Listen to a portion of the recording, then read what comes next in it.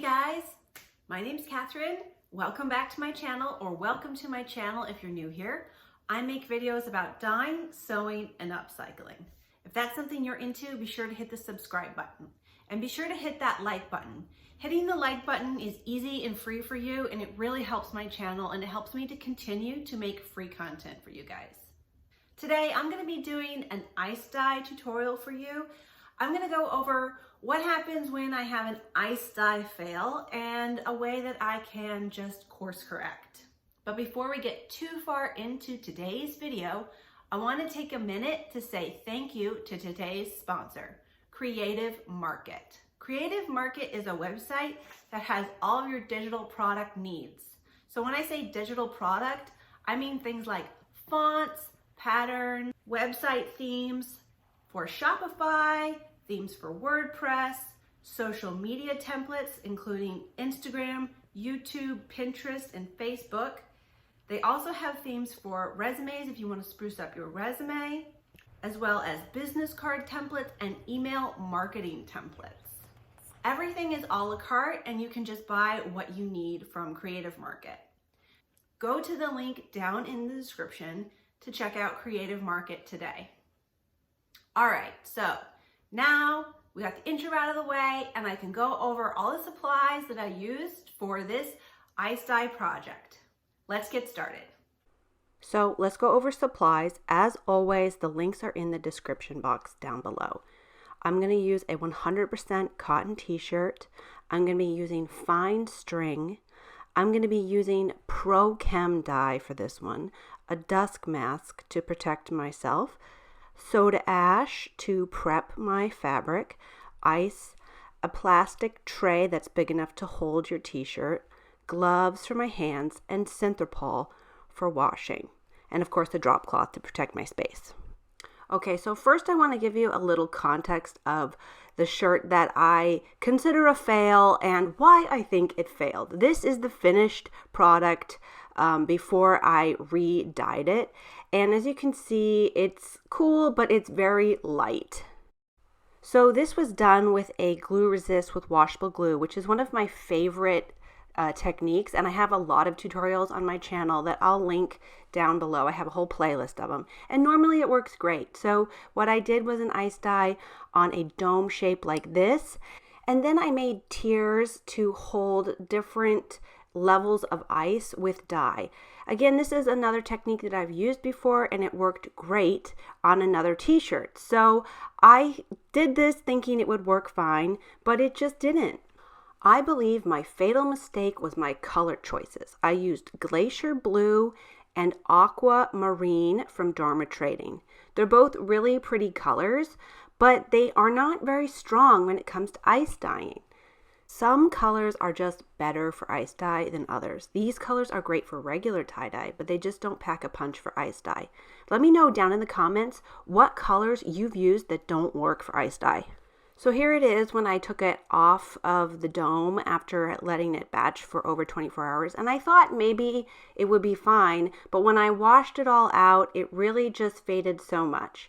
And again, if you want to see the tutorial for the dome, I have that also, and I'll link that down in the description below and at the end of this video.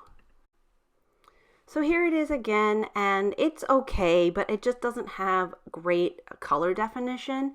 So what I want to do is take some string and tie it up again. I'm going to pinch it in the center, at the center of the mandala that I have already done, and I'm going to wrap the string around the pinched center, and then I'm going to continue wrapping it down all the way to kind of cover the mandala. And the whole idea of this is to try to preserve some of that resist that I have of the mandala in a fold that goes with it, but at the same time punch up the colors on the rest of the shirt.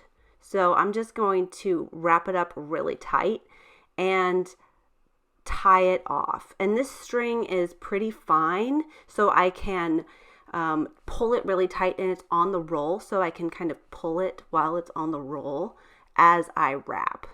So there it is, and it has quite a lot exposed, And then the part that's wrapped is really, really tight, so it will have a lot of resist. So of course I'm working on my drop cloth, and I get my plastic tray and I'm going to just put my shirt in there and scrunch it up, and I'm adding ice. The shirt's completely dry, so I'm just going to give it a little bit of a spritz of water. And again, this whole redo is about choosing better colors. So I'm going to be using the Pro Chem tie-dye kit that is actually really good for ice dyeing. And I'm going to use the leaf green, and then I'm going to use the blue. And I will link that kit down below. Again, it's really easy. It comes with soda ash, it comes with synthropol. So it's a really great kit that's affordable, and it's really high quality dye. So I'm just going to get all of the dye on the ice and put some soda ash on top. And then I'm going to let it sit for another 24 hours. All right, so this piece has been soaking for 24 hours. And it's got a lot of blues and greens. I think there's quite a lot of contrast, or there's going to be some deep colors. So I'm really excited to open it and see what it looks like. So this is the moment of truth, the most exciting part of any tie-dye project, the reveal. And I'm going to really carefully cut it apart with my scissors just to make sure I don't snip the t-shirt, which I've done many times, and it's so frustrating, so be careful. And here it is. Now, of course, it's going to change color when I wash and dry it. Next, I'm going to rinse it on cold and then wash it on hot with synthropol and dry it on hot. And there's a little peek at the back. So here it is after it's been washed and dried. This is the front, and you can see the markings of the string. And you can also see the markings of where the ice dye or where the resist glue didn't really work exactly, but it sort of worked. So I think it's a pretty cool look. Let's look at the back. So the back doesn't have any of the mandala markings, and it's really kind of more of like a classic ice dye. But the blues and the greens blended really nicely, and it has some really nice variations of color. I'm really happy with this piece. Let me know down in the comments if you've ever had an ice dye fail and what you did to fix it. Thanks so much for watching. Be sure to give this video a big thumbs up and go follow me on my other social medias at onyxartstudios.com. You can check out my online workshops at Skillshare and on Eventbrite. They're listed on my website, onyxartstudios.com. And you can join my mailing list so you never miss a new date or a new workshop. If you enjoyed this video, check out these other videos that are similar, and check out my channel for all of my dyeing and sewing tutorials. All right, see you guys next time. Bye.